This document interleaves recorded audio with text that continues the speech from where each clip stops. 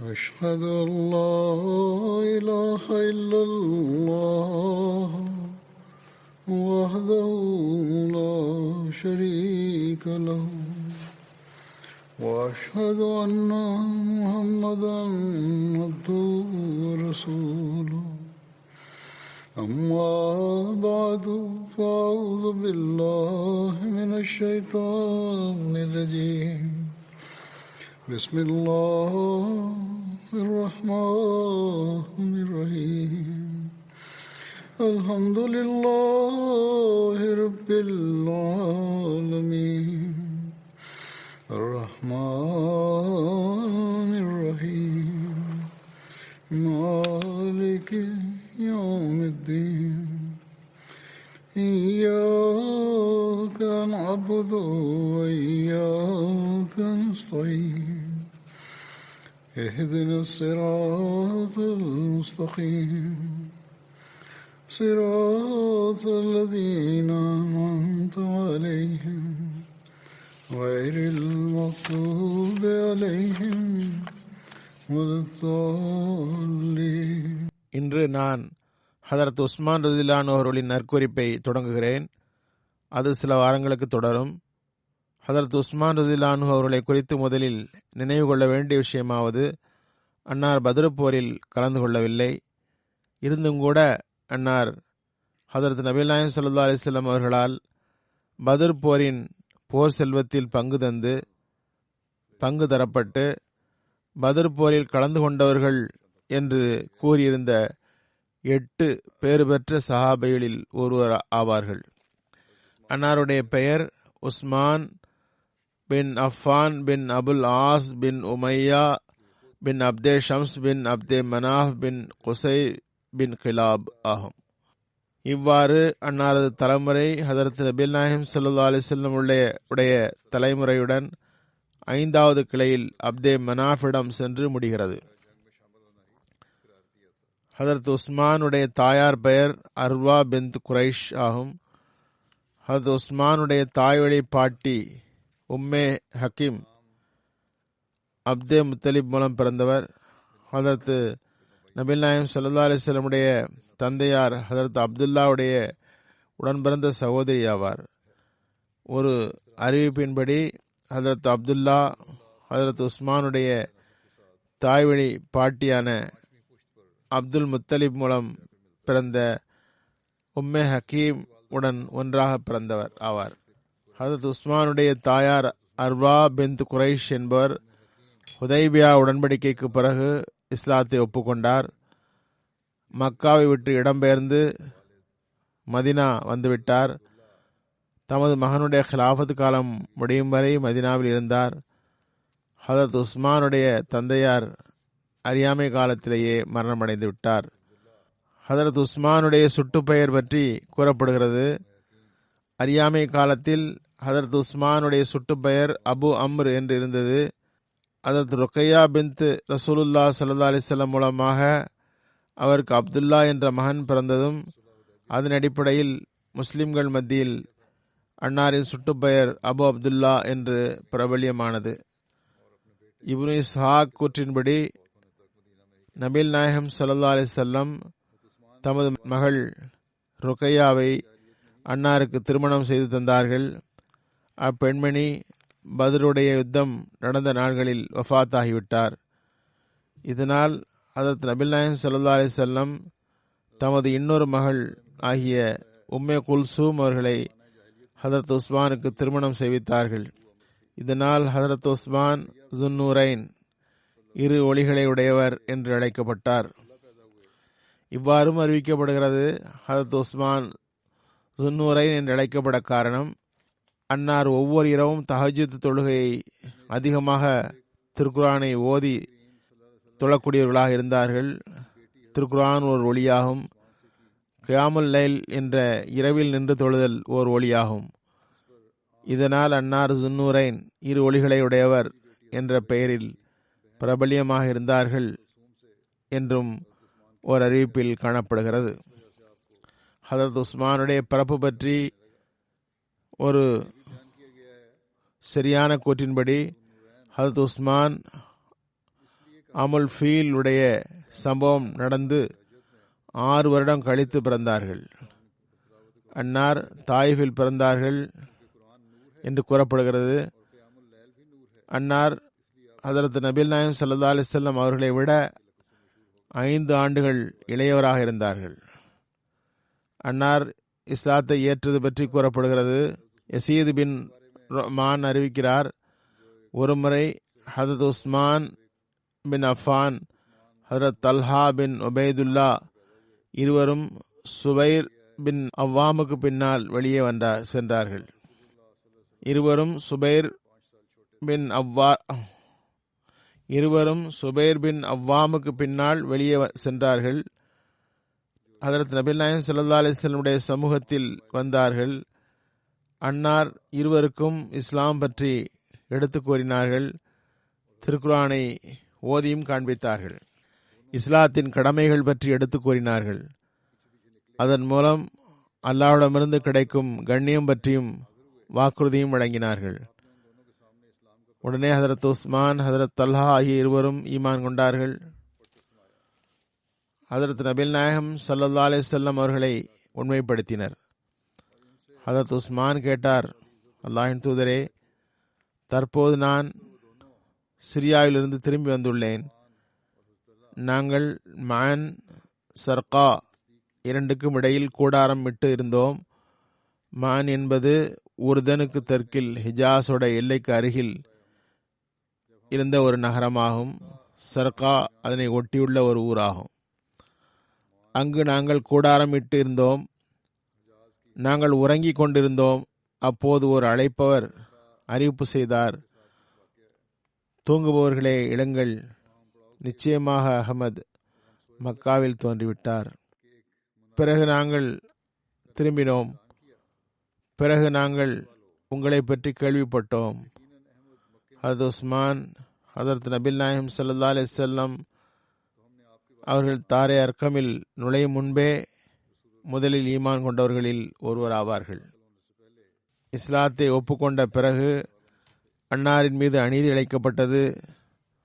மூசா பின் முஹம்மது தமது தந்தையிடமிருந்து அறிவிக்கின்றார், ஹதரத் உஸ்மான் பின் அஃபான் இஸ்லாத்தை ஒப்புக்கொண்ட போது அன்னாரது சச்சா ஹக்கம் பின் ஆஸ் பின் உமையா அன்னாரை பிடித்து கயிற்றால் கட்டினார்.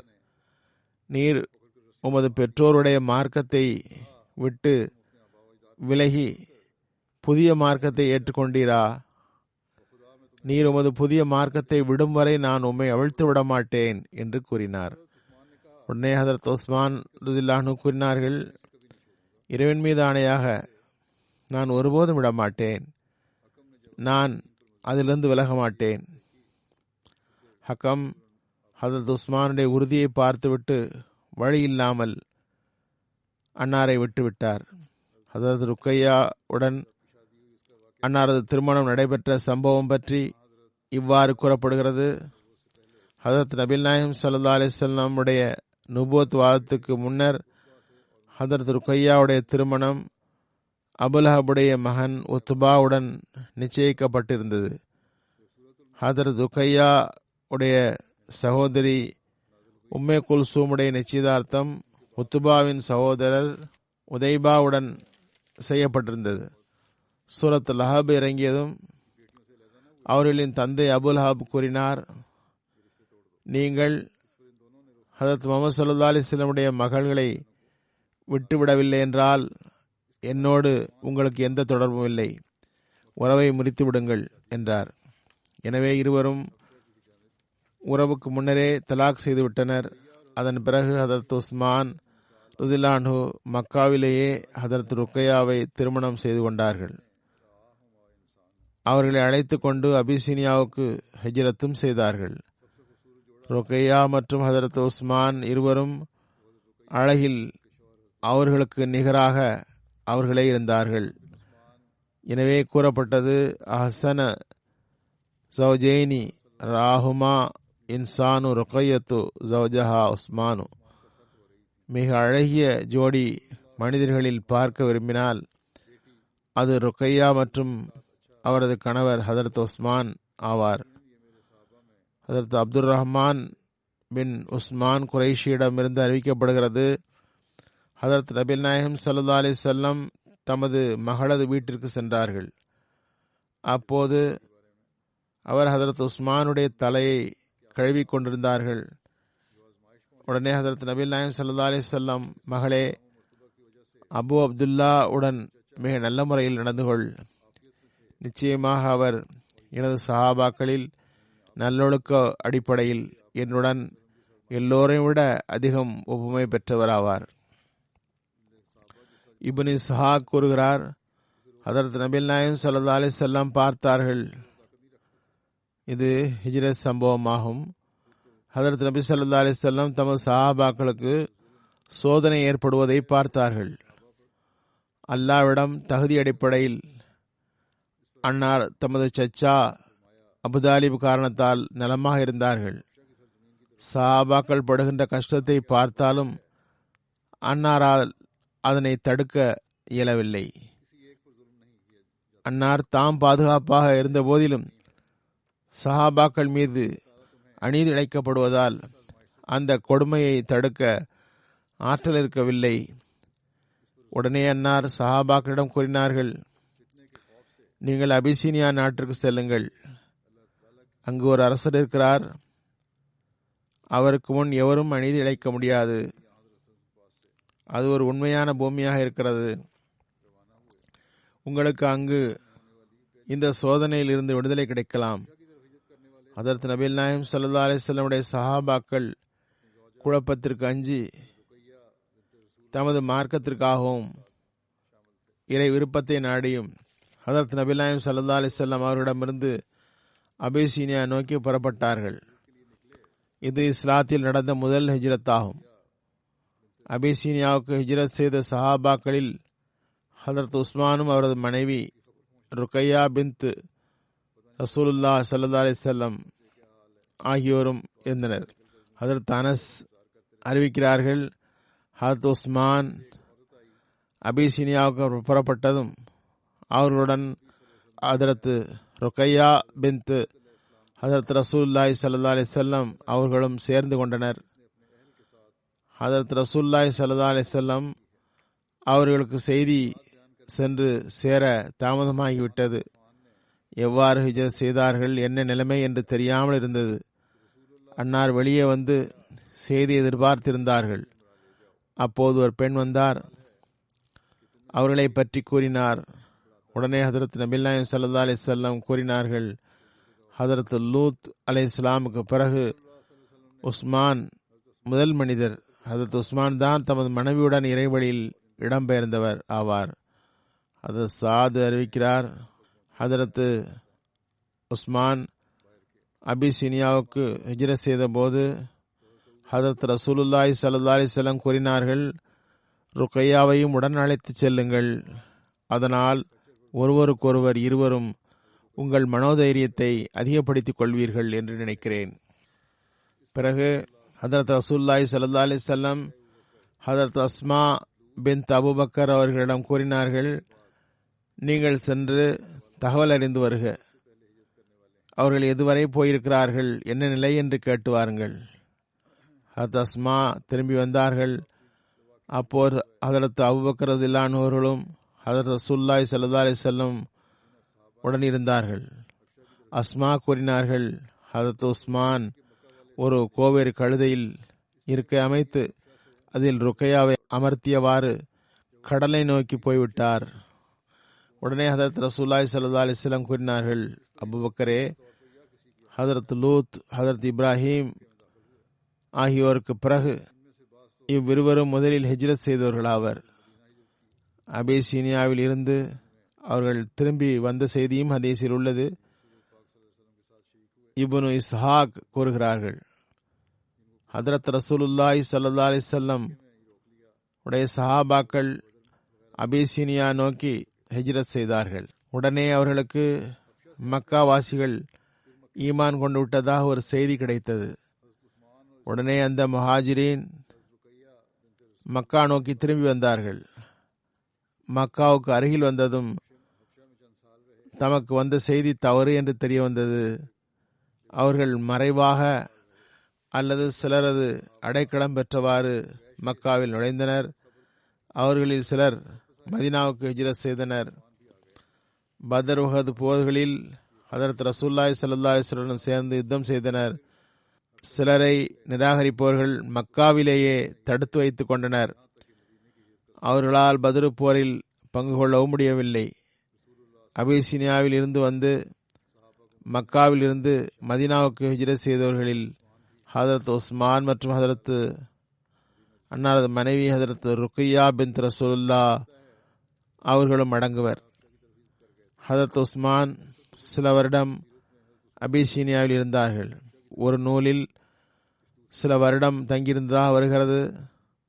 மக்காவாசிகள் ஈமான் கொண்டதாக தவறான செய்தி கேள்விப்பட்டு சில சஹாபிகள் திரும்பி மக்கா வந்தபோது அவர்களுடன் ஹதரத் உஸ்மானும் வந்தார்கள்.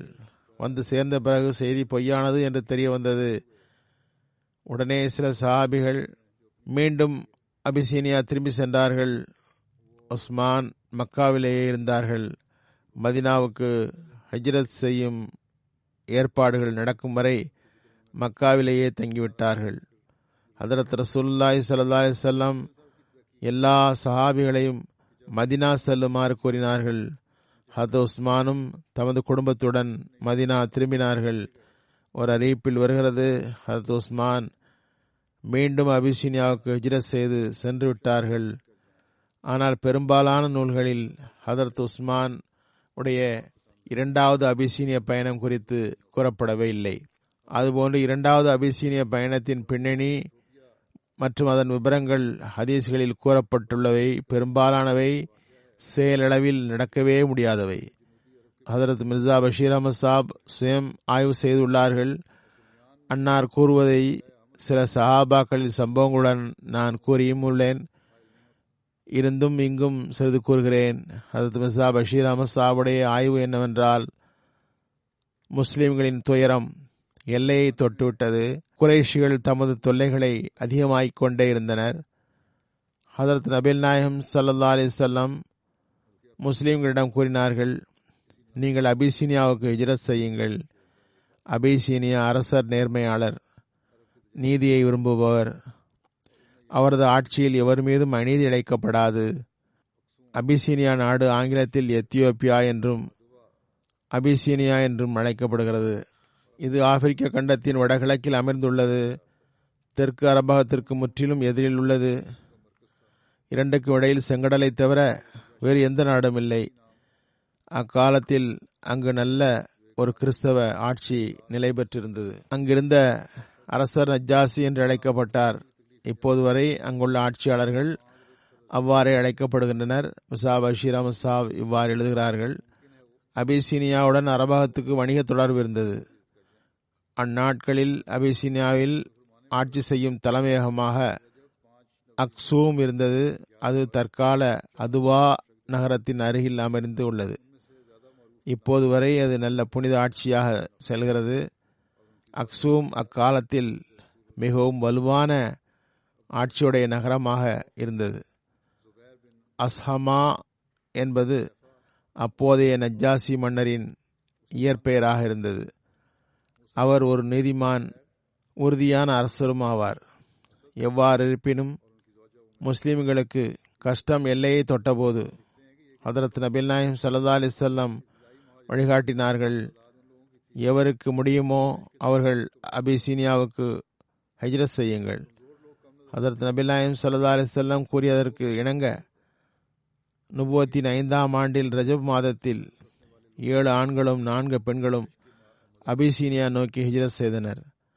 அவர்களுள் மிகவும் அறியத்தக்க மக்களாவன ஹதரத் உஸ்மான் பின் அஃபான், அவரது மனைவி ருக்கையா பின்த் ரசூலுல்லா, ஹதரத் அப்துர் ரஹ்மான் பின் அவுஃப், ஹதரத் ஜுபைர் பின் அவ்வாம், ஹதரத் அபு ஹுசைஃபா, உத்பா, ஹதரத் உஸ்மான் பின் மஸூன், முஸாப் பின் உமைர், அபு சல்மா பின் அப்துல் அசத், அவரது மனைவி உம்மே சல்மா.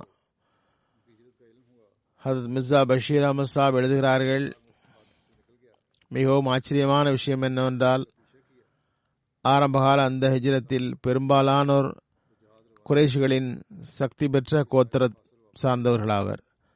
பலகீனமானவர்கள் மிகவும் குறைவாகவே தென்படுகின்றனர். இதன் மூலம் 2 விஷயங்கள் தெரிய வருகின்றன.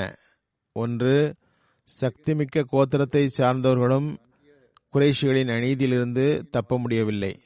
இரண்டாவது, பலகீனமான மக்கள், அடிமைகள் ஆகியோர் எவ்வளவு பலகீனமாக இருந்தார்கள் என்றால் அவர்களுக்கு ஹிஜ்ரத் செய்யவும் சக்தி இருக்கவில்லை. முஹாஜிரின் தெற்கு நோக்கி ஹிஜ்ரத் செய்து சைபா சென்று சேர்ந்தார்கள். அரபகத்தின் ஒரு துறைமுகமாக இருந்தது. அங்கு சென்றதும் அல்லாஹ்வுடைய ஒரு அருள் கிடைத்தது. அவர்களுக்கு அங்கு போக ஒரு வணிக கப்பல் கிடைத்தது. புறப்பட தயாராக நின்றது. அவர்கள் உடனே நிம்மதியாக அதில் ஏறிக்கொண்டார்கள். கப்பல் புறப்பட்டது. மக்கத்து குறைஷிகளுக்கு ஹதரத் ஹிஜ்ரத் செய்தது பற்றி தகவல் கிடைத்தது. நிம்மதி இழந்தனர். இறை தப்பிவிட்டதே என்று கருதியவாறு அந்த முஹாஜிர்களை பின்தொடர்ந்தார்கள். அவர்கள் சென்றபோது கப்பல் புறப்பட்டிருந்தது. அவர்கள் நஷ்டமும் துக்கமுமாக திரும்பி வந்தனர். முஸ்லிம்கள் அபிசீனியா சென்றதும் மிகவும் அமைதியான வாழ்க்கை கிடைத்தது. இறைவா இறைவா என்றவாறு அவர்களுக்கு குறைஷிகளின் அநீதியிலிருந்து தப்பித்து கொள்ள வாய்ப்பு கிடைத்தது. ஆனால் சில வரலாற்று ஆசிரியர்கள் எழுதியுள்ளார்கள், முஹாஜிரின் அபிசீனியாவில் நீண்ட நாள் தங்கவில்லை. அதற்குள் கிளப்பிவிடப்பட்ட ஒரு வதந்தி வந்து சேர்ந்தது. எல்லா குறைஷிகளும் முஸ்லீம் ஆகிவிட்டனர் என்பதே அது. மக்காவில் முற்றிலும் அமைதி ஏற்பட்டுவிட்டது. இந்த செய்தியால் என்ன விளைவு ஏற்பட்டது என்றால், பெரும்பாலான முஹாஜிரின் சிறிதும் யோசிக்காமல் திரும்பி வந்துவிட்டனர். அம்மக்கள் மக்காவின் அருகில் வந்ததும் தான் தமக்கு கிடைத்த செய்தி தவறு என்று தெரிய வந்தது. அவர்களுக்கு பெரும் கஷ்டமாகிவிட்டது. பிறகு சிலர் வழியிலேயே திரும்பி சென்றனர். சிலர் மறைந்து மறைந்து தாக்கம் நிறைந்த மக்களின் அடைக்கலம் பெற்றவாறு மக்காவுக்குள் வந்தனர். இந்த சம்பவம் நுபுவத்தின் 5ஆம் ஆண்டில் நடந்ததாகும்.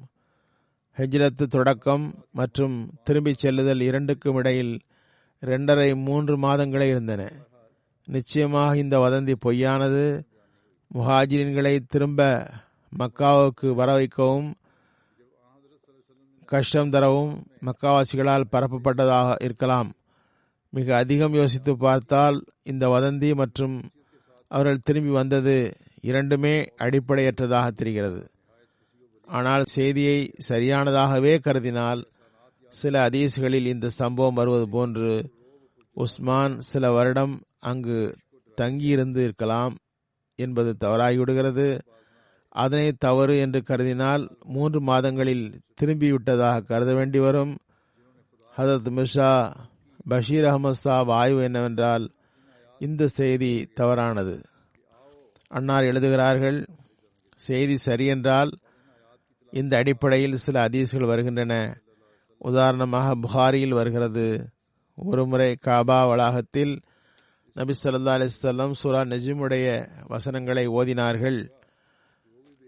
அங்கு நிராகரிப்பவர்களின் தலைவர்களும் இருந்தார்கள், சில முஸ்லிம்களும் இருந்தனர்.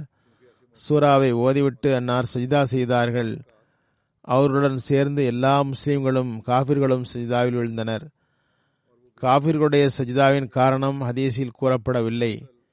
ஆனால் தெரிய வருவதாவது, ஹதரத் நபிகள் நாயகம் ஸல்லல்லாஹு அலைஹி வஸல்லம் தாக்கம் ஏற்படுத்தும் விதத்தில் இறை வசனங்களை ஓதியதும் அந்த வசனங்களும் எத்தகையதாக இருந்ததென்றால் அதில் சிறப்பாக இறைவனது ஏகத்துவம் மற்றும் அவனது வல்லமை மற்றும் கம்பீரம் பற்றி சொற்பொருள் ஆழத்துடன் விளக்கப்பட்டு இருந்தது. அதனை அன்னார் தாக்கம் ஏற்படுத்தும் விதத்தில் ஓதியதும் அந்த வார்த்தைகளில் குறைஷ்களை எச்சரிக்கை செய்யப்பட்டிருந்ததும் அவர்கள் தமது விஷமங்களில் இருந்து விடுபடவில்லை என்றால் அவர்களின் நிலைமை என்னாகும் எனில் இறை ரசூல்மார்களை பொய்யாக்கியவர்களின் நிலை ஏற்படும் என்றும் கூறப்பட்டு அதன் இறுதியில் ஒரு கட்டளையிடப்பட்டிருந்தது, வாருங்கள் இறைவன் முன் சஜிதாவில் விழுங்கள் என்றும் கூறப்பட்டிருந்தது. இந்த வசனங்களை ஓதிய பிறகு ஹதரத் நபிலாயம் ஸல்லல்லாஹு அலைஹி வஸல்லம் ஒன்றாக சஜிதாவில் விழுந்தார்கள். இந்த வார்த்தைகள் மற்றும் அந்த சஜிதாவின் திகிலூட்டும் தாக்கம் குறைஷிகளின் மீதும் ஏற்பட்டு அவர்களும் தம்மை அறியாமல் முஸ்லிம்களுடன் சேர்ந்து சஜிதாவில் விழுந்தனர். இதில் ஆச்சரியப்பட வேண்டிய அவசியமே இல்லை. இதுபோன்ற சம்பவங்களில் இதுபோன்ற நிலையில் பெரும்பாலும் மனிதனின் இதயம் முருகிவிடுகிறது. அவன் தன்னை அறியாமல் தானும் அதுபோன்று செய்கிறான். வெளிப்படையில் அது அவனது மார்க்கத்திற்கும் கொள்கைக்கும் எதிராக இருப்பினும் சரியே. அவர்கள் ஏற்றுக்கொண்டு செய்ய வேண்டிய தேவையில்லை, தன்னை அறியாமல் செய்து விடுகின்றார்கள்.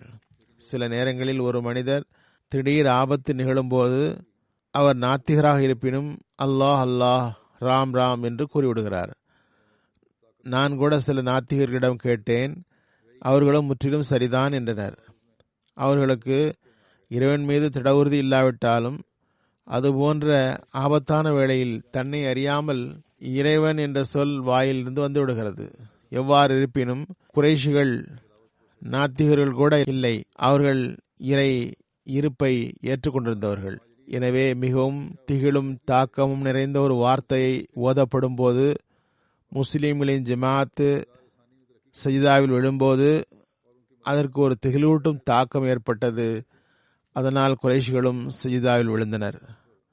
ஆனால் அந்த தாக்கம் பெரும்பாலும் தற்காலிகமானதாகவே இருக்கிறது. மனிதன் விரைவாக தனது சொந்த இயல்பின் பக்கம் திரும்பிவிடுகிறான். இந்த வகையில் அங்கும் அவ்வாறு தான் நடந்தது. சஜிதாவிலிருந்து எழுந்த குறைஷிகள் மீண்டும் சிலைகளை வணங்கத் தொடங்கினர். அவர்கள் அப்படியே ஏகத்துவவாதியாகி விடவில்லை. எவ்வாறு இருப்பினும் இதுவே இந்த ஹதீஸிலிருந்து தெரிய வருகிறது.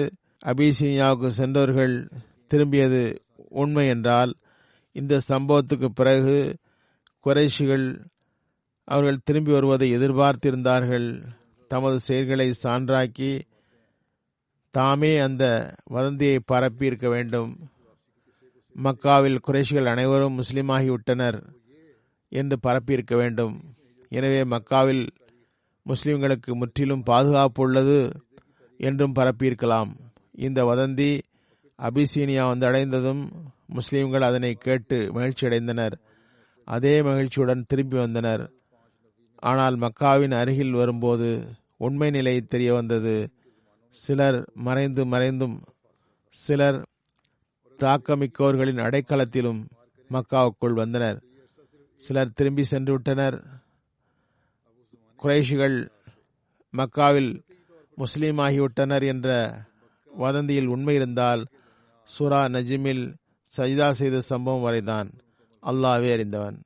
எவ்வாறு இருப்பினும் முஹாஜிரீன்கள் மக்காவுக்கு திரும்பி வந்ததும் உடனேயே சிலர் திரும்பி சென்று விட்டனர். குறைஷிகள் தமது தொல்லைகளை அதிகப்படுத்தியே வந்தனர். அவர்களின் கொடுமைகள் நாளுக்கு நாள் அதிகமாகவே ஆகியது. எனவே ஹதரத் நபி நாயகம் ஸல்லல்லாஹு அலைஹி வஸல்லம் வழிகாட்டல் படி பிற முஸ்லிம்களும் கூட மறைவான முறையில் ஹிஜ்ரத்துக்கு ஆயத்தம் செய்தனர். சந்தர்ப்பம் பார்த்து மெதுமெதுவாக வெளியேறினர். இந்த ஹிஜ்ரத் சிறிது சிறிதாக அதிகமாகி இறுதியில் முஹாஜிரின்களுடைய எண்ணிக்கை 101 வரை ஆகிவிட்டது. அதில் 18 பெண்களும் இருந்தனர். மக்காவில் ஹதரத் நபி நாயகம் ஸல்லல்லாஹு அலைஹி வஸல்லம் அவர்களுடன் மிகவும் குறைவான முஸ்லிம்களே இருந்தனர். இந்த ஹிஜ்ரத்தை சில வரலாற்று ஆசிரியர்கள் அபிசீனியாவிற்கு 2வது ஹிஜ்ரத் என்று கூறுகின்றனர். ஹதரத் மிர்சா பஷீர் அஹ்மத் சாப் தம்முடைய முடிவை கூறுகிறார்கள். இன்னொரு விஷயம், ஒரு சந்தேகம் முஹாஜிரீன்களுடைய இந்த திரும்பி வருதல் விஷயத்தை மிகவும் ஐயத்திற்கு உள்ளாக்குகிறது. அது என்னவென்றால், நுபுவத்தின் 5ஆம் ஆண்டு ரஜப் மாதத்தில் ஹிஜ்ரத் நடந்ததாக கூறப்பட்டது. சஜிதா நடந்தது நுபுவத்தின் 5ஆம் ஆண்டு ரமலான் மாதம் என்று வருகிறது. பிறகு வரலாற்றிலேயே இன்னொரு சம்பவம் தெளிவாகிறது. வதந்தி கேட்டு முஹாஜிரீன் திரும்பி வந்தது நுபுவத்தின் 5ஆம் ஆண்டுடைய ஷவ்வால் மாதம் நடந்தது என்று வருகிறது. முஹாஜிரீன்கள் சென்றதற்கும் திரும்பி வந்ததற்கும் இடையில் வெறும் 2-3 மாத இடைவெளியே உள்ளது. சஜிதா சம்பவம் நடந்ததிலிருந்து கணக்கிட்டால் 1 மாத இடைவெளி தான் இருக்கிறது. அக்கால சூழலை கணக்கிடும் போது அது முற்றிலும் முடியாத விஷயமாகும். மக்கா மற்றும் அபிசீனியாவுக்கு இடையில் இந்த குறைந்த கால இடைவெளியில் 3 பயணங்கள் நடைபெறுவது முடியாததாகும். முதலில் முஸ்லிம்கள் அபிசீனியா போகிறார்கள். பிறகு ஒருவர் குறைஷிகள் இஸ்லாமாக்கிவிட்டதாக வதந்தியை எடுத்துக்கொண்டு அபிசீனியா வருகிறார். பிறகு முஸ்லிம்கள் அபிசீனியாவிலிருந்து மக்கா திரும்புகிறார்கள். இந்த 3 பயணங்கள் நிச்சயமாக இந்த கால இடைவெளியில் நடைபெறுவது மிகவும் மிகையான விஷயமாகும். இதில் ஆயத்தங்கள் செய்வதற்கான கால இடைவெளி வேறு உள்ளது. இந்த குறைந்த கால இடைவெளியில் இது நிச்சயமாக முடியாத காரியமாகும். இன்னொரு விஷயமும் முடியாத காரியமாகும். சஜிதாவின் காலத்தில் இந்த அநீதிக்கு உள்ளானவர்கள் திரும்பி வருவதும் முடியாததாகும். அக்காலத்தில் மக்காவிலிருந்து அபிசீனியா செல்வதற்கே தெற்கே செல்ல வேண்டி வருகிறது. அங்கிருந்து கப்பலில் ஏற வேண்டியிருக்கிறது. கப்பல் எப்போதும் கிடைப்பதில்லை. அங்கிருந்து செங்கடலை கடந்து ஆப்பிரிக்கா போக வேண்டியிருந்தது. அங்கிருந்து ஆட்சியாளர்களிடம் அக்சூமில் இருந்து கணிசமான தூரத்தில் உள்ள பகுதிக்கு செல்ல வேண்டும். அக்கால மெதுவான பயணத்தில் இந்த பயணம் 1.5 அல்லது 2 மாதத்தை விட குறைவான காலத்தில் முடியாததாக இருந்தது. இந்த கதை முழுவதும் அடிப்படையற்றதாக உள்ளது. கட்டாயமாக இதில் ஏதாவது உண்மை இருக்குமென்றால் இவ்வளவே இருக்க முடியும். அதனை மேலே கூறிவிட்டோம். அல்லாஹ்வே அறிந்தவன். எவ்வாறு இருப்பினும், காரணம் எதுவாக இருப்பினும், பிறகு உஸ்மான் திரும்பி வந்தார்கள். பிறகு ஹதரத் உஸ்மானுடைய மதினா பயணம் மற்றும் சகோதரத்துவம் பற்றி இவ்வாறு செய்தி கிடைக்கிறது. முகமது பின் ஜாபர் பின் ஜுபைர் இடமிருந்து அறிவிக்கப்படுகிறது. ஹதரத் உஸ்மான் மக்காவிலிருந்து மதினாவுக்கு ஹிஜ்ரத் செய்தார்கள். அவர்கள் மதினாவில் பனு நஜ்ஜாருடைய கோத்திரத்தில் ஹஸ்ஸான் பின் சாபித்துடைய சகோதரர் ஹதரத் அவுஸ் பின் சாபித்துடைய வீட்டில் தங்கினார்கள். மூசா பின் முஹம்மது தமது தந்தையிடமிருந்து அறிவிக்கிறார், ஹதரத் உஸ்மான் ஹதரத் அப்துல் ரஹ்மான் பின் அவுஃப் இருவருக்கும் ஹதரத் நபிகள் நாயகம் ஸல்லல்லாஹு அலைஹி வஸல்லம் சகோதரத்துவம் ஏற்படுத்தி தந்தார்கள். ஒரு அறிவிப்பின்படி ஹதரத் ஷத்தாத் பின் அவுஸ் உடைய தந்தையார் ஹதரத் அவுஸ் பின் சாபித் ஹதரத் உஸ்மான் இருவருக்கும் இடையில் சகோதரத்துவம் ஏற்படுத்தப்பட்டது. இவ்வாறும் கூறப்படுகிறது, அபு உபைதா சாத் பின் உஸ்மான் சராக்கி உடன் ஹதரத் உஸ்மானுக்கு சகோதரத்துவம் ஏற்படுத்தப்பட்டது. இன்னொரு அறிவிப்பின்படி ஹதரத் உஸ்மான் உடைய சகோதரத்துவத்தை ஹதரத் நபி ஸல்லல்லாஹு அலைஹி வஸல்லம் தம்முடனேயே வைத்துக் கொண்டார்கள். இந்த வகையில் திப்காத் குப்ராவில் எழுதப்பட்டுள்ளது. இப்னு லபீபா அறிவிக்கிறார், ஹதரத் உஸ்மான் பின் அஃபான் இறுதி நாட்களில் முற்றுகையிடப்பட்டார்கள். எதிரிகள் அன்னாரை முற்றுகையிட்டு எல்லாபுறமும் தடுத்து விட்டனர். அன்னார் ஒரு உயரமான ஒரு இடுக்கு வழியாக கேட்டார்கள், உங்கள் மத்தியில் தல்ஹா இருக்கிறாரா? மக்கள் ஆம் என்றார்கள். அன்னார் கேட்டார்கள், அல்லாஹின் மீது ஆணையாக கேட்கிறேன், உங்களுக்கு தெரியுமல்லவா ஹதரத் நபிகள் நாயகம் ஸல்லல்லாஹு அலைஹி வஸல்லம் முஹாஜிரீன் அன்சார் இருவருக்கும் சகோதரத்துவம் ஏற்படுத்திய போது நபி ஸல்லல்லாஹு அலைஹி வஸல்லம் தம்முடன் என்னை சகோதரத்துவப்படுத்தி கொண்டார்கள். ஹதரத் நபிகள் நாயகம் ஸல்லல்லாஹு அலைஹி வஸல்லம் ஹதரத் உஸ்மானை தமது சகோதரத்தில் வைத்துக் கொண்டார்கள். இதனை கூறியதும் ஹதரத் தல்ஹா அல்லாஹ்வின் மீது ஆணையாக ஹதரத் உஸ்மான் சத்தியமிட்டு கேட்டார்கள், அந்த சம்பவம் என் கண்முன்னே நடந்தது, பிறகு அதற்கு சாட்சி கூற மாட்டேனா? நான் பொய் கூற முடியாது. எதிரிகள் என்னை என்ன செய்தாலும் செய்யட்டும் என்று கூறினார்கள். ஹதரத் உஸ்மான் மற்றும் ஹதரத் ருக்கையாவுடைய திருமணம் பற்றி இவ்வாறு செய்தி கிடைக்கிறது. அப்துல்லா பின் முக்னீஃப் பின் சாரியா அன்சாரி அறிவிக்கிறார்கள், ஹதரத் நபிகள் நாயகம் ஸல்லல்லாஹு அலைஹி வஸல்லம் பத்ர் போருக்காக புறப்பட்ட போது ஹதரத் உஸ்மானை தமது மகள் ருக்கையாவின் அருகில் விட்டு சென்றார்கள். ருக்கையா நோயுற்றிருந்தார்கள். சயத் பின் ஹாரிசா பத்ரில் வெற்றியை குறித்து மதீனாவுக்கு செய்தி கொண்டு வந்த அன்று ருக்கையாவுடைய வஃபாத் நடந்தது. ஹதரத் ரசூலுல்லாஹி ஸல்லல்லாஹு அலைஹி வஸல்லம் போர் செல்வத்தில் ஹதரத் உஸ்மானுக்கும் பங்கு வழங்கினார்கள். அவர்களின் பங்கு பத்ர் போரில் கலந்து கொண்டவர்களுக்கு இணையாக இருந்தது. ஹதரத் நபிகள் நாயகம் ஸல்லல்லாஹு அலைஹி வஸல்லம் ருக்கையாவுடைய வஃபாத்திற்கு பிறகு ஹதரத் உஸ்மான் பின் அஃபானுக்கு தமது மகளான உம்மே குல்சூம் அவர்களை திருமணம் செய்து தந்தார்கள். ஹதரத் அபூ ஹுரைரா ரலியல்லாஹு அன்ஹு அவர்கள் மூலமாக அறிவிக்கப்படுகிறது, ஹதரத் நபிகள் நாயகம் ஸல்லல்லாஹு அலைஹி வஸல்லம் ஹதரத் உஸ்மானை பள்ளிவாசலின் வாயிலில் சந்தித்தார்கள். உஸ்மான், இது ஜிப்ரீல் தந்த செய்தியாகும். அல்லாஹ் உம்மே குல்சூம் உடைய நிக்காகவை என்ன மகருக்கு உங்களுக்கு வழங்குகிறான் என்றால், நீங்கள் ருக்கையாவுக்கு செய்த நன்மைகளையே மகராக்கிவிட்டான்.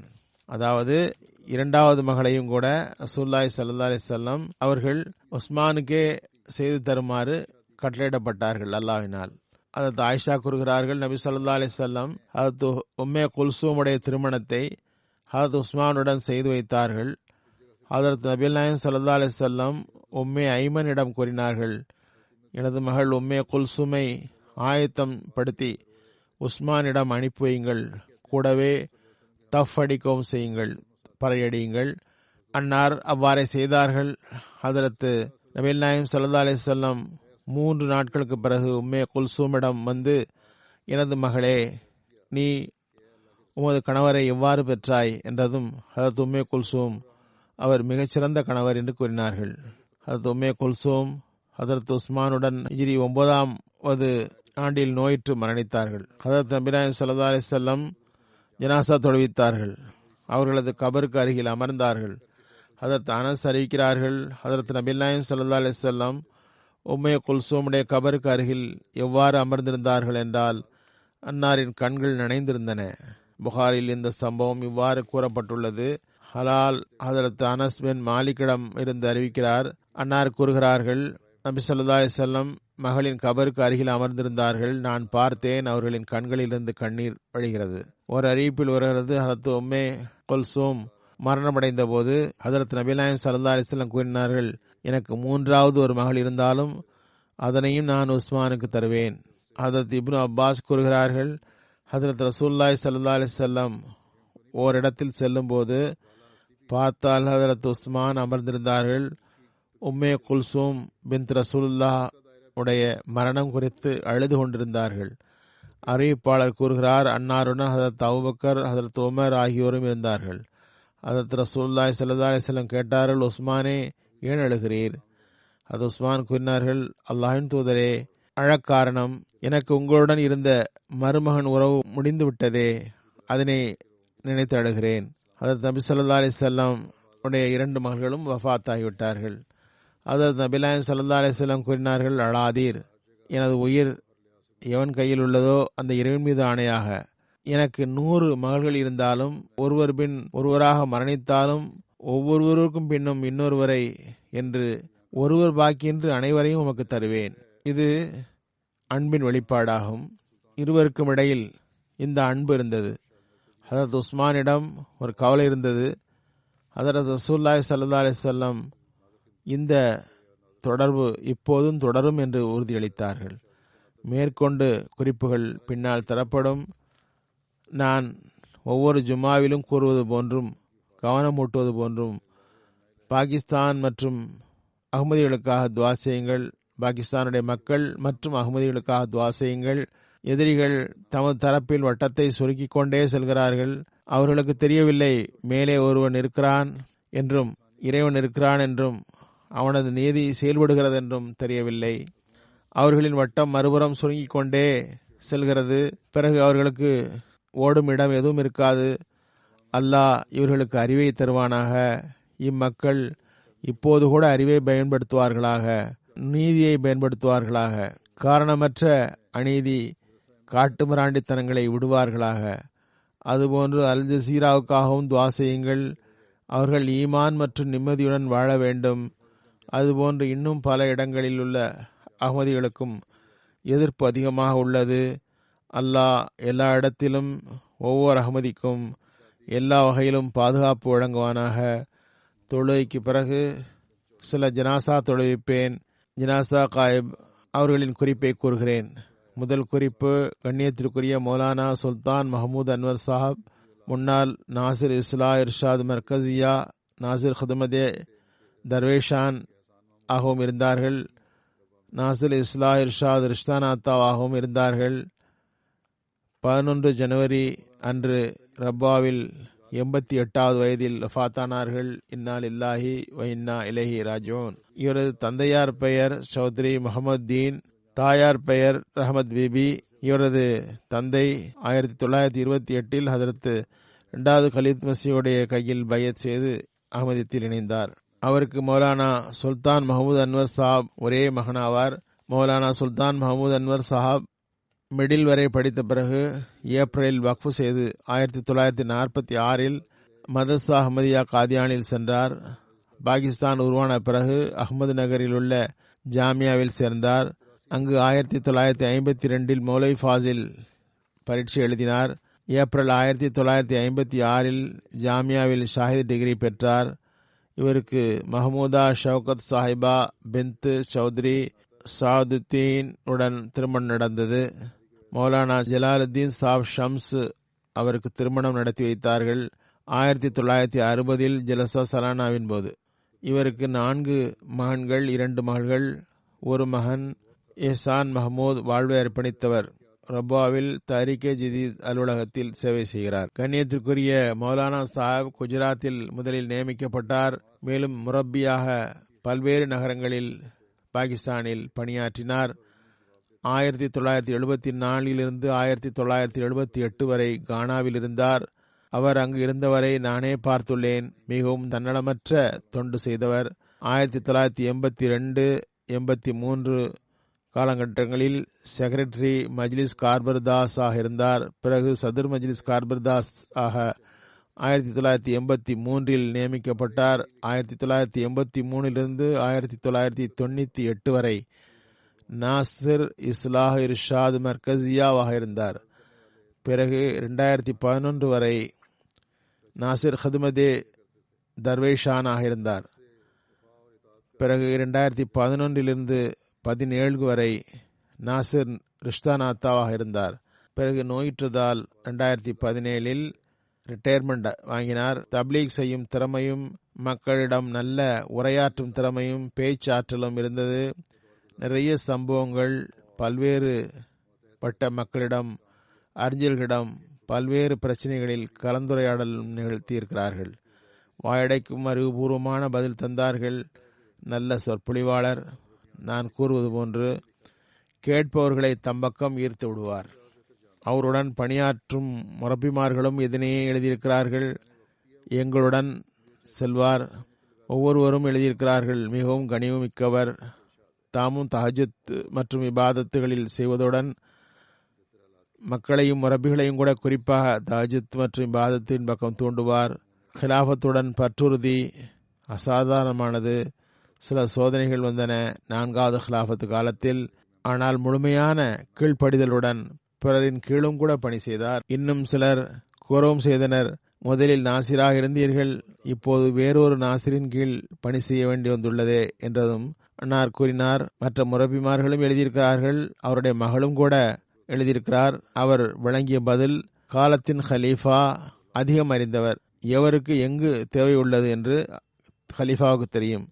நான் வக்ஃபு செய்திருக்கிறேன். என்னை கோட்டி பெருக்க சொன்னாலும் செய்வேன். அது காலத்தின் ஹலீஃபாவின் வழிகாட்டல்.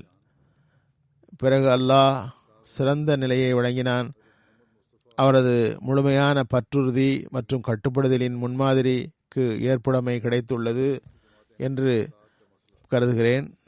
பிறகு மீண்டும் அவருக்கு சதுர் அஞ்சுமன் அஹ்மதியா அவருடைய மெம்பராக, பிறகு நாசிராகவும் ஆனார். இருந்த இடங்களில் அமீருடன் முழுமையான ஒத்துழைப்பும் பற்றுறுதியில் முன்மாதிரியும் காட்டினார். கராச்சியிலும் சரி, மற்ற இடங்களிலும் சரி. அல்லாஹ் இவரிடம் மன்னிப்பு மற்றும் கருணையின் நடைமுறை காட்டுவானாக. இவரது நன்மையை பிள்ளைகளிடமும் தொடரச் செய்வானாக. சில அறிவு ரீதியான பணிகளும் செய்திருக்கிறார். சில நூல்களை எழுதியிருக்கிறார். இவரது ஒரு நூல் கலிமா தய்யிபாவின் மகத்துவத்தை நிலைநாட்டுவதில் ஓர் அஹ்மதியின் அடையாளம். 2வது நூல் அல்லாஹ் ஹதரத் முஹம்மது ஸல்லல்லாஹு அலைஹி வஸல்லம் துர்குரான் காபா. இன்னொரு நூல் அஹ்மதியா ஜமாத்துடைய எண்ணிக்கை பற்றிய விவகாரம். அடுத்த நூல் ஷரியத்தை நிலைநாட்டுவதில் தோல்விக்கான காரணம். பெரிதொரு நூல் தூதித்துவத்தை களங்கப்படுத்துவதற்கான தண்டனை. எவ்வாறு இருப்பினும் இவை அன்னாரது படைப்புகள். இவ்வாறு அறிவு ரீதியான பணிகளும் நான் கூறியது போன்று வாயடைக்கும் விதத்தில் செய்திருக்கிறார். அல்லாஹ் அவருக்கு கருணை காட்டுவானாக, மன்னிப்பானாக. 2வது ஜனாசா மௌலானா முகமது உமர் சாப், முன்னாள் நாசிர் இஸ்லா இர்ஷாத் மர்கசியா காதியான். P.K. இப்ராஹிம் சாவுடைய மகன் 21 ஜனவரி அன்று வஃபாத்தானார்கள் 87வது வயதில். இன்னா லில்லாஹி வ இன்னா இலைஹி ராஜிஊன். மர்ஹூம் கேரளாவைச் சார்ந்தவர். இவரது தந்தை இப்ராஹிம் குட்டி சாஹிப் ஜமாத்திற்கு கடும் எதிரிகளில் ஒருவராக இருந்தார். மௌலானா சாப் பிறக்க 10 ஆண்டுகள் முன்பு வியாபார நிமித்தம் பம்பாய் சென்றார். அந்நாட்களில் பம்பாயில் நிறைய அகமதிகள் வியாபாரம் செய்தனர். பம்பாயில் மலபாரை சார்ந்த சில அகமதிகளை சந்தித்தார். கொள்கைகள் பற்றிய எண்ணம் மாறியது. 1924 இரண்டாவது கலிஃபத்துல் மஸீஹ் மும்பை வந்தபோது ஹுசூருடைய கையில் பையத் செய்தவாறு அஹ்மதியத்தில் இணைந்தார். பிறகு காதியானுடைய ஜியாரத்திற்கு வாய்ப்பு கிடைத்தது. மௌலானா உமர் சாப் 1954 காதியான் வந்தார். நாடு பிரிவினைக்கு பிறகு மதரசா அஹ்மதியா உருவாகி இருந்தது. 1955 மதரசாவில் நுழைந்தார். 1961 பஞ்சாப் யூனிவர்சிட்டியில் மௌலை ஃபாசில் பரீட்சை பாஸ் செய்து 1 வருடம் மதரசாவில் பாடம் நடத்தினார். மாணவ பருவத்திலேயே ஹதரத் மசீமது அலை இஸ்லாமுடைய சஹாபி ஹதரத் பாய் அப்துல் ரஹ்மான் சாப் காதியானியுடைய விருப்பத்திற்கு ஏற்ப மர்ஹூம் சுமார் 1 வருடம் தினமும் காலையில் அவருடைய வீட்டிற்கு சென்று திருக்குரான் ஓதி காட்டும் வாய்ப்பு பெற்றார். 1962 தப்லீக் மைதானத்தில் பணியாற்றும் வாய்ப்பு தொடங்கியது.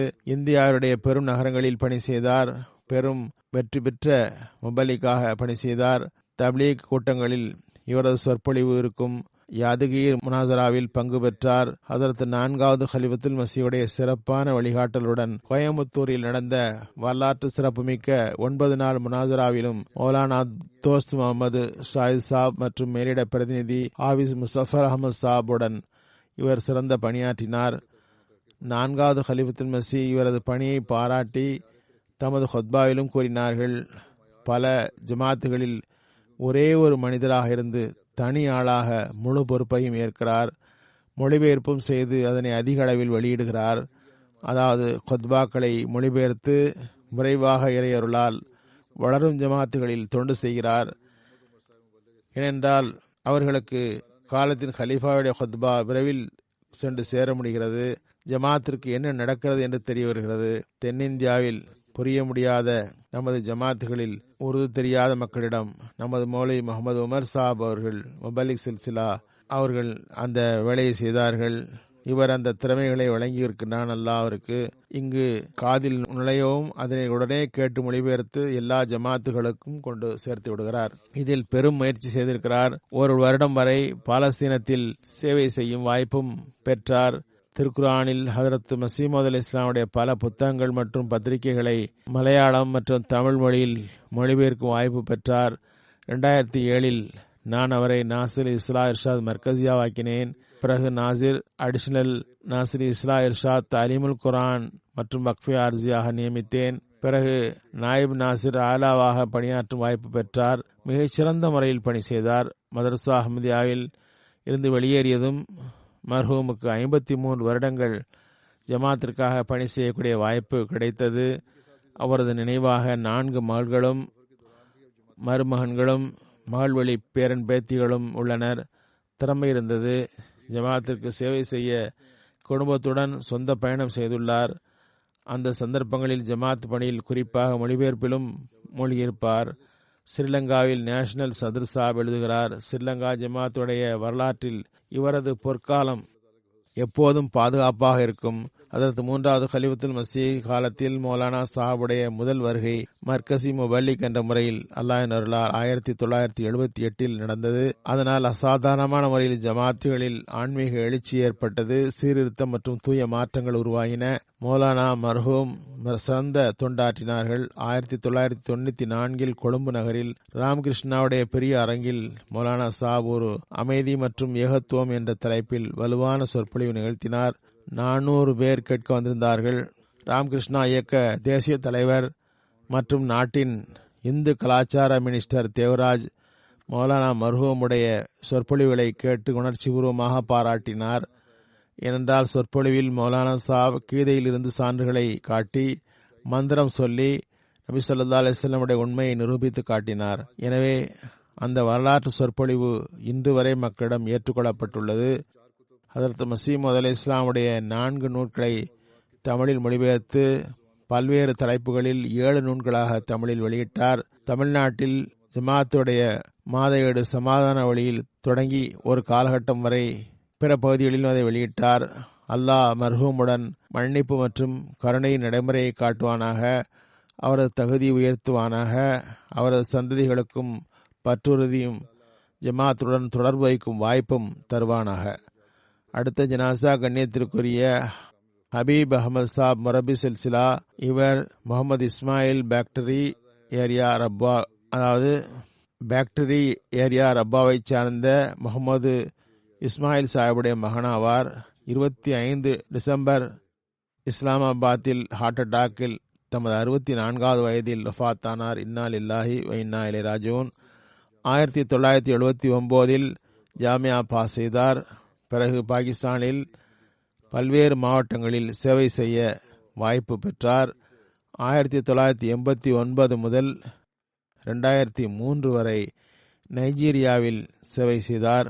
அப்போது 1998 முதல் 2000 வரை அமீர் மற்றும் நேஷனல் இன்சார்ஜ் நைஜீரியாவாக இருந்தார். மிகவும் பணிவும் எளிமையும் கொண்டவாறு பணி செய்வார். அலுவலக பணி தவிர தமது வட்டத்தின் தர்பியத் பணிகளிலும் நல்ல பணி செய்துள்ளார். இவரது நினைவாக மனைவி தவிர 3 மகள்கள் 2 மகன்கள் உள்ளனர். அல்லாஹ் இவருக்கு மன்னிப்பும் கருணையும் வழங்குவானாக. இவரது பிள்ளைகளுக்கும் பற்றுறுதியுடன் ஜமாத்திற்கு நிலைத்து நிற்கும் வாய்ப்பை வழங்குவானாக. அடுத்த ஜனாசா கண்ணியத்திற்குரிய பத்ருஸ்ஸமான். சில காலம் யூகேனுடைய வக்காலத்து மாலினுடைய ஊழியராக பணியாற்றினார். 3 ஜனவரி அன்று இறை நியதியால் வஃபாத்தானார். இன்னா லில்லாஹி வ இன்னா இலைஹி ராஜிஊன். மிகவும் தூய உழைப்புள்ள ஊழியர். 1944 அமிர்தசரில் பிறந்தார். பிறப்பு அஹ்மதி. குத்தாமில் அஹ்மதியாவிலும் பணி செய்தார். கவர்மெண்ட் சர்வீஸ் செய்த போதும் குவைட்டா மாவட்டத்தில் பணி செய்தார்.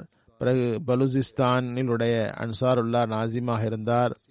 1986 இவர் மீது ஜமாத் ரீதியில் வழக்கம் விழுந்தது. இதனால் சிறை சென்றார். 1995 1999 வரை வக்காலத்துல் மால் அவ்வல் ரப்பாவில் பணி செய்தார்.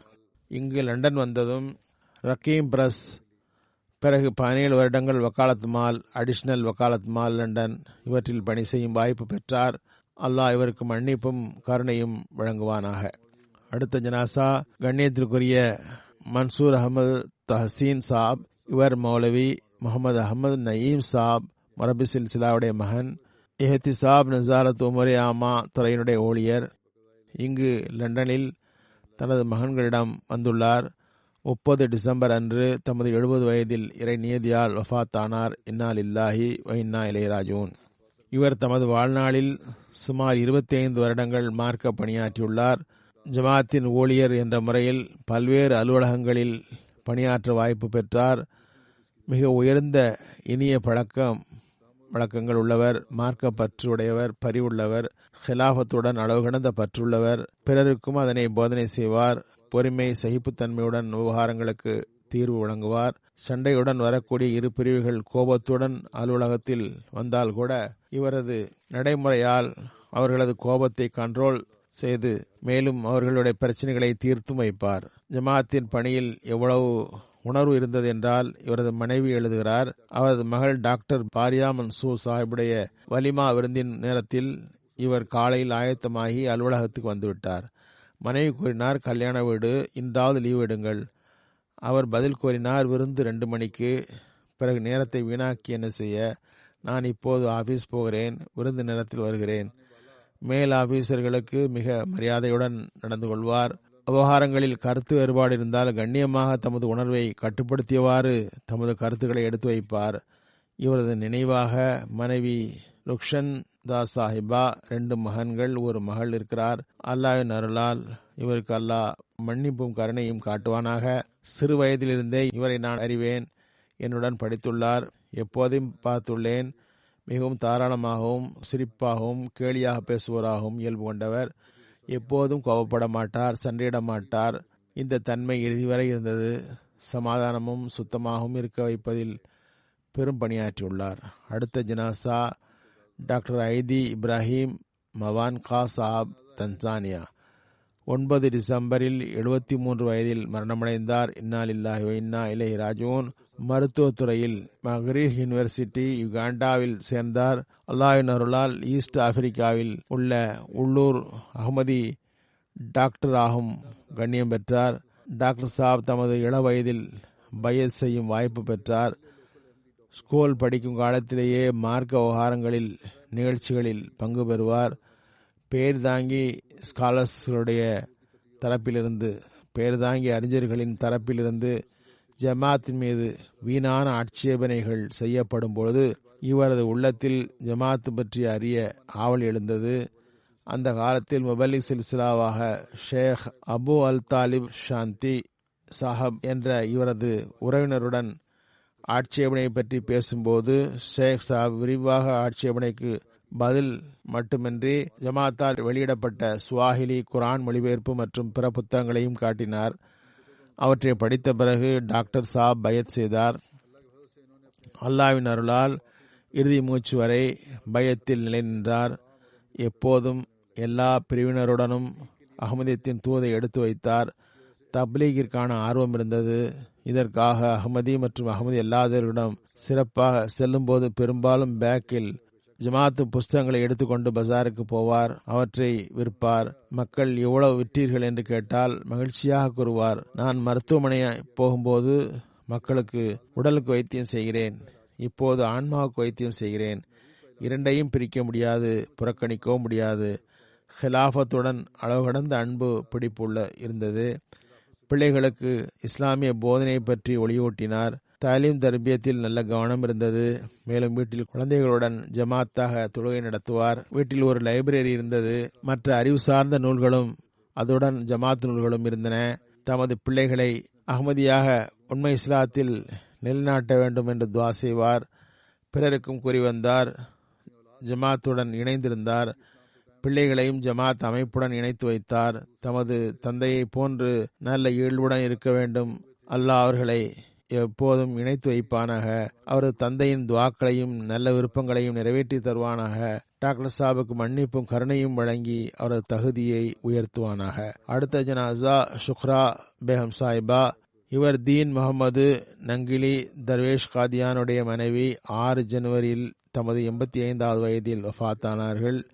இன்னா லில்லாஹி வ இன்னா இலைஹி ராஜிஊன். ஹதரத் மசீமது அலைஹிஸ்ஸலாமுடைய சஹாபி ஹக்கீம் முகமது ரம்ஜான் சாஹிபுடைய மகள் ஆவார்.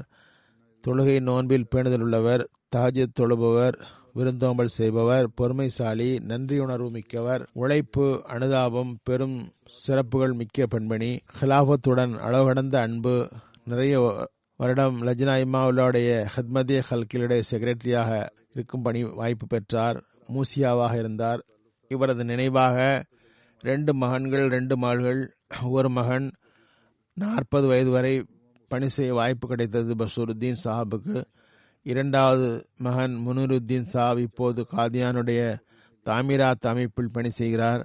அல்லாஹ் மர்ஹூமாவுக்கு மன்னிப்பும் கருணையும் வழங்குவானாக. அவரது பிள்ளைகளுக்கும் அவரது நன்மைகளில் செல்ல பங்கு தௌஃபீக் தருவானாக.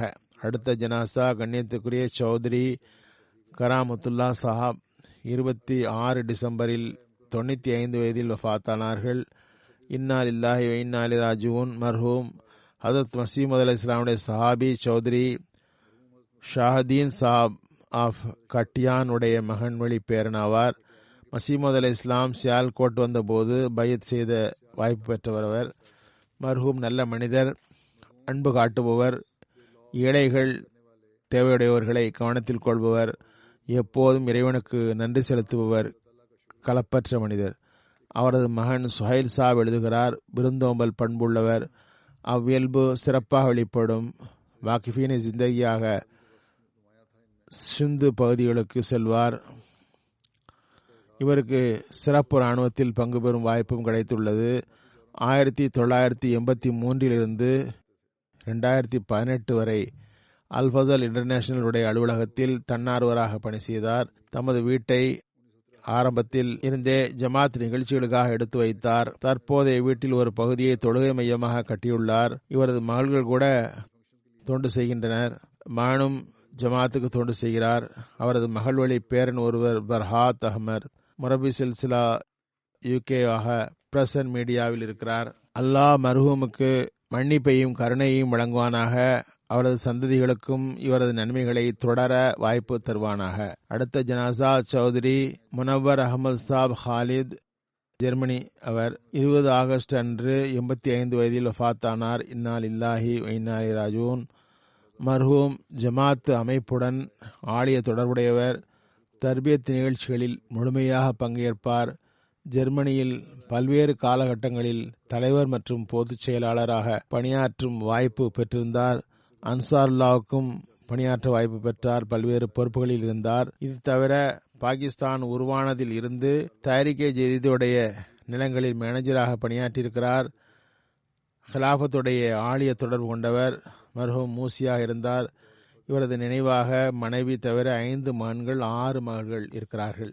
அடுத்த ஜனாசா நசீரா பேகம் சாஹிபா.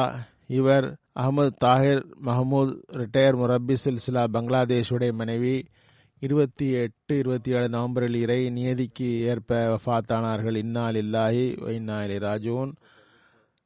மர்ஹூமா மௌலவி முகமது சாதிக் சாப், முகமது அஸ்மத் மௌலவி முகமது சாஹப் முன்னாள் நேஷனல் அமீர் அவருடைய மகள் ஆவார்கள். மர்ஹூமா நோன்பு தொழுகைகளில் பேணுதல் உள்ளவர், விருந்தோம்புபவர், பொறுமைசாலி, நன்றியுடைமை உள்ளவர், நல்ல பெண்மணி.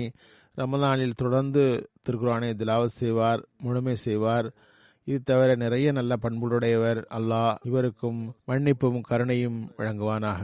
அடுத்த ஜனாசா ரபியுத்தீன் பட் சாஹப். இவர் 6 டிசம்பர் அன்று தம்முடைய 92 வயதில் வஃபாத்தானார்கள். இன்னா லில்லாஹி வ இன்னா இலைஹி ராஜிஊன். இவர் ஹதரத் மௌலவி ஹைருத்தீன் சாப் என்ற ஹதரத் மசீமது அலி இஸ்லாமுடைய சஹாபியின் மகனாவார்.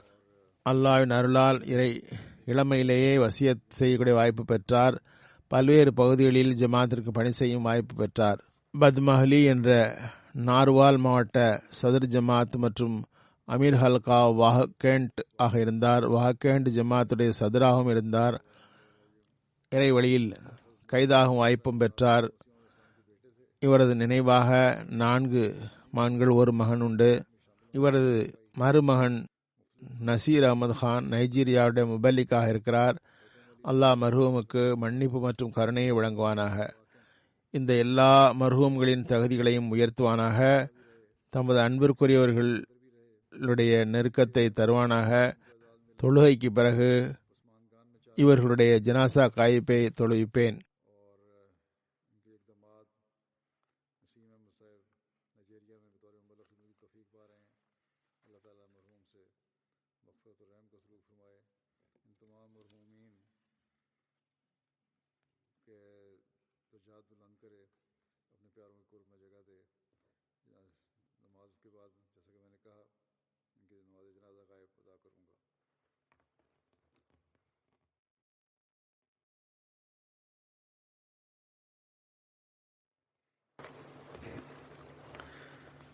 الحمد لله نحمده ونستعينه ونستغفره ونؤمن به ونتوكل عليه ونعوذ بالله من شرور أنفسنا ومن سيئات أعمالنا من يهده الله فلا مضل له ومن يضلل فلا هادي له ونشهد أن لا إله إلا الله ونشهد أن محمدا عبده ورسوله عباد الله رحمكم الله إن الله يأمر بالعدل والإحسان وإيتاء ذي القربى وينهى عن الفحشاء والمنكر والبغي يعظكم لعلكم تذكرون اذكروا الله يذكركم وادعوه يستجب لكم ولذكر الله أكبر.